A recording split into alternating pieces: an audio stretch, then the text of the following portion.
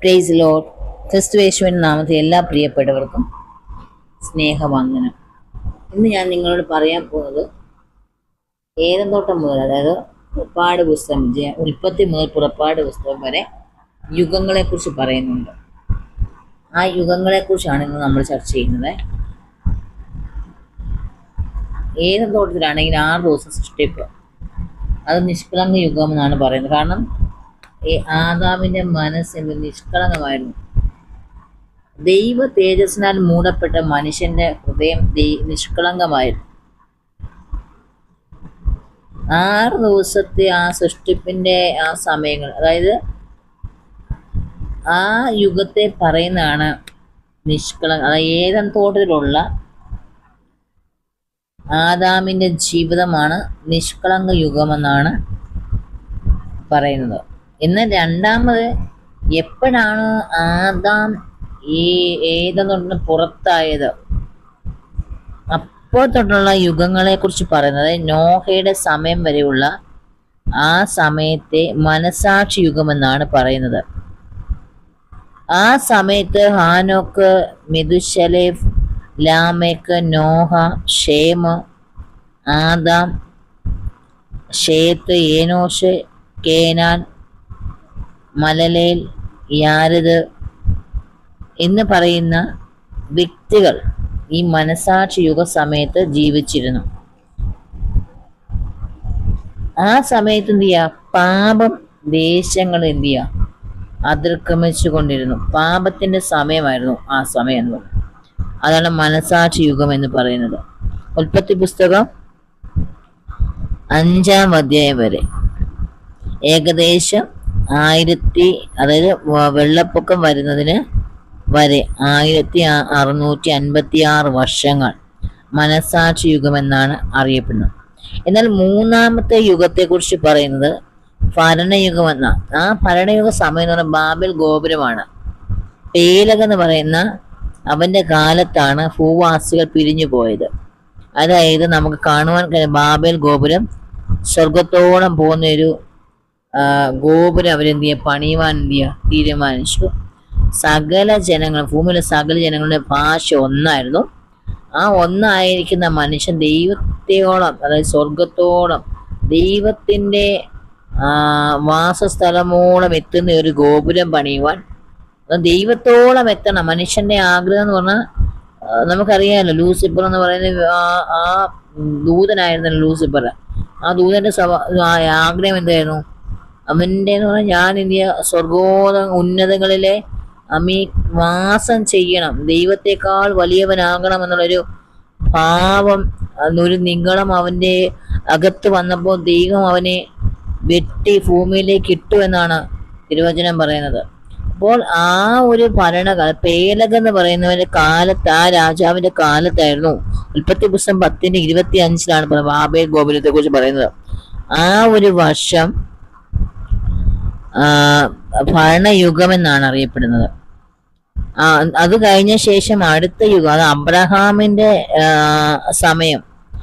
Abraham, ഇസഹാക്ക്, യാക്കോബ്, യോസഫ്, അങ്ങനെ 4 തലമുറകൾ ഉള്ള ആ ഒരു യുഗത്തെ പറയുന്നത് 430 വർഷക്കാലം പ്രവാസം. അബ്രഹാമിന് 75 വയസ്സ് മുതൽ. ഇസ്രായേൽ ജനം 215 വർഷം ഈജിപ്തിലായിരുന്നു. പുറപ്പാട് യാക്കോബിന്റെ സമയം വരെ. അബ്രഹാം, മോശ, വാഗ്ദത്ത യുഗമെന്നാണ് പറയപ്പെട്ടിരുന്നത്. നമുക്ക് കാണുവാൻ കഴിയുന്നത്, നമുക്കറിയാം, നോഹയുടെ ആ നാളിലെ ആഗോള പ്രളയത്തിന് മുമ്പ് മനുഷ്യവർഗത്തിന്റെ രക്തപ്രവാഹത്തെ ദുഷിപ്പിക്കുവാൻ സാത്താൻ നുഴഞ്ഞു കയറുകയായിരുന്നു. നമുക്കറിയാം, ഏദൻ തോട്ടത്തിൽ സാത്താൻ ഹവ്വ ചതിമോഹങ്ങളാൽ ഹവ്വയെ പിശാച് ചതിച്ചിട്ട് ഈ പിശാചിന്റെ ഇഷ്ടത്തിന് വേണ്ടി ഏദൻ തോട്ടത്തിലുള്ള പ്രവൃത്തി, അതായത് പഴം തിന്നരുതെന്ന് പറഞ്ഞ് തിന്നു. അങ്ങനെ എന്ത് ചെയ്തു? സകലരും പാപികളായി തീർന്നു. അതിനുശേഷം ആദാമിനെ ഹവ്വയെയും ദൈവം എന്ത് ചെയ്തു? തോട്ടത്തിൽ നിന്ന് പുറത്താക്കി. അതിനുശേഷം നമുക്കറിയാം, ഈ ലൂസിഫറിന് സ്വർഗത്തിലായിരുന്നു. നിഗളം നിമിത്തം ദൈവം വെട്ടി ഭൂമിയിലേക്ക് വിട്ടപ്പോൾ ആ ലൂസിഫറിനൊപ്പം, അതായത് അശുദ്ധാത്മാക്കൾ അല്ലെങ്കിൽ വീഴ്ത്തപ്പെട്ട ദൂതന്മാർ എന്ന് പറയും, പിന്നെ എന്ന് പറയുന്നത്, ആ ദൂതന്മാരെ ഇവനോടൊപ്പം താഴേക്ക് വന്നു. ആ വീഴ്ത്തപ്പെട്ട ദൂതന്മാർ, എന്നിട്ട് ഈ ദൈവത്തിന്റെ പുത്രന്മാരെന്നായിരുന്നു ആദ്യം ഇവര്. പക്ഷെ ഇവർ താഴെ വീണ ശേഷം ഇവരെന്ത് ചെയ്തു?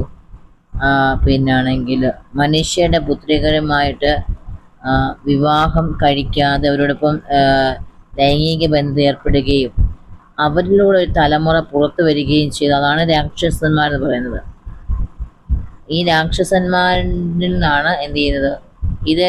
ഇവരുണ്ടായതെന്ന് പറഞ്ഞാൽ ഈ ദൈവത്തിന്റെ പുത്രന്മാർ, അതായത് വീണുപോയ ദൂതന്മാർ മനുഷ്യരുടെ പുത്രികളുമായിട്ട് ലൈംഗിക ബന്ധത്തിൽ ഏർപ്പെടുന്ന അവരിലൂടെ ഉണ്ടായ സന്തതികളാണ് ഈ രാക്ഷസന്മാർ എന്ന് പറയുന്നത്.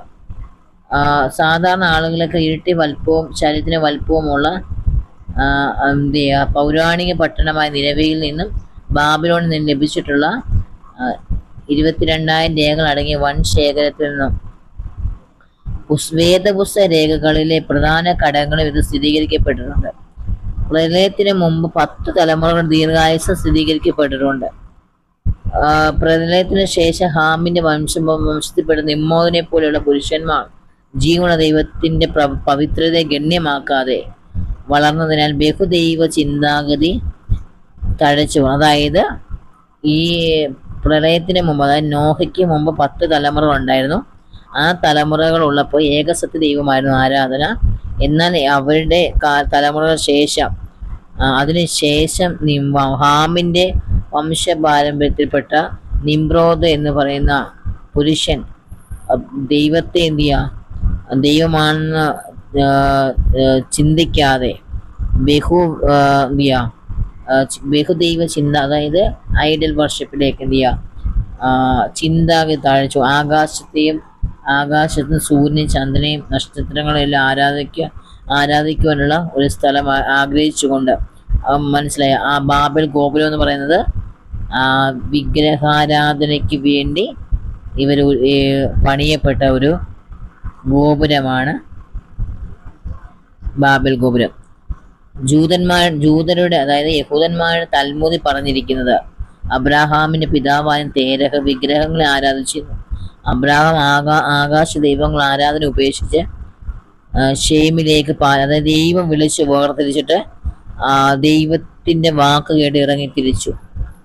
ഷേമിന്റെ പരമ്പരയിൽപ്പെട്ട അശൂർ ഷീനാർ ദേശത്ത് നിന്നും പുറപ്പെട്ട് നിനവയിൽ നിന്നും 400 കിലോമീറ്റർ വടക്ക് പോയി ഒരു സംസ്കാരം പടുത്തുയർത്തി. വഞ്ചന പെരുകി വന്നപ്പോൾ സത്യത്തെ പരീക്ഷിക്കുവാൻ ദൈവം അബ്രഹാമിനെ കൽദയുടെ പട്ടണം ഊരിൽ നിന്ന് വിളിച്ചിറക്കി കനാൻ ദേശം അവന് ദാനമായി നൽകി. അബ്രഹാമിന്റെ സന്തതി കൂടാതെ മനുഷ്യവർഗത്തെ വീണ്ടെടുക്കുവാൻ രക്ഷകൻ ഉണ്ടാകുമായിരുന്നില്ല. നോക്കുക, അബ്രഹാമിന്റെ സന്തതി എന്ന് പറയുന്നത് ഇസാക്കിനെ കുറിച്ചല്ല ഇവിടെ പറയുന്നത്, വാക്തൃ സന്തതി യേശു ക്രിസ്തുവിനെ കുറിച്ച് പറയുന്നത്. നമ്മൾ പഠിച്ചത് അബ്രഹാം വാക്തൃ യുഗത്തിലുള്ള വ്യക്തിയാണ്. അപ്പൊ അബ്രഹാമിലൂടെ വാഗ്ദത്തം ചെയ്ത ആത്മീക സന്തതി എന്ന് പറയുന്നത് ക്രിസ്തുവാണ്. അപ്പൊ ക്രിസ്തു ഇല്ലെങ്കിൽ എന്ത് ചെയ്യാം? ദൈവം ഒരു രക്ഷകൻ, മനുഷ്യനെ വീണ്ടെടുക്കേണ്ട ഒരു രക്ഷകൻ ഉണ്ടാകുമായിരുന്നില്ല.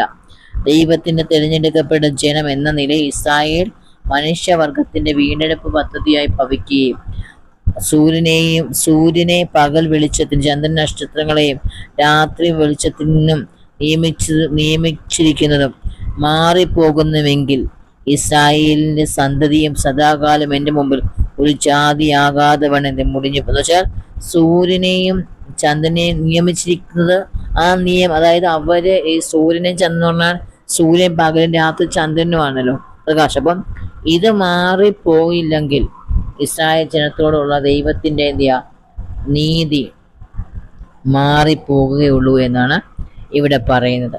ഇനി നമ്മൾ അടുത്ത പ്രാവശ്യം പഠിക്കുന്നത് ഇയ്യോബിന്റെ സമയത്തെ കുറിച്ചുള്ളതാണ് പഠിക്കുന്നത്. അപ്പൊ ഇന്ന് ഇത്രയും നമ്മൾ പഠിച്ചു, യുഗങ്ങളെ കുറിച്ച് പഠിച്ചു. ഇനിയും ഇയ്യോബിന്റെ കാലത്തും യുഗങ്ങളെ കുറിച്ചുണ്ട്, അത് നമ്മൾ അടുത്ത ക്ലാസ്സിൽ പഠിക്കും. കർത്താവ് എല്ലാവരും, നിങ്ങൾക്ക് ഈ ക്ലാസ് എന്തെങ്കിലും സംശയങ്ങളോ എന്തെങ്കിലും ഉണ്ടെങ്കിൽ നിങ്ങൾ ചോദിച്ചു കഴിഞ്ഞാൽ അതിനെക്കുറിച്ച് ഞാൻ പറഞ്ഞു തരുന്നതായിരിക്കും. ഏതും തൊട്ട് മുതൽ നമ്മൾ പഠിച്ചു. നിഷ്കളങ്ക യുഗമാണ്, മനസാക്ഷി യുഗം, ഭരണയുഗം, അങ്ങനെ 4 യുഗങ്ങളെ കുറിച്ച് നമ്മൾ പഠിച്ചു. ഇനി അടുത്ത ക്ലാസ്സിൽ നമ്മൾ എന്ത് ചെയ്യാം? ബാക്കി പഠിക്കും. ദൈവമായ കർത്താവ് എല്ലാവരെയും സഹായിക്കട്ടെ. ആമേൻ.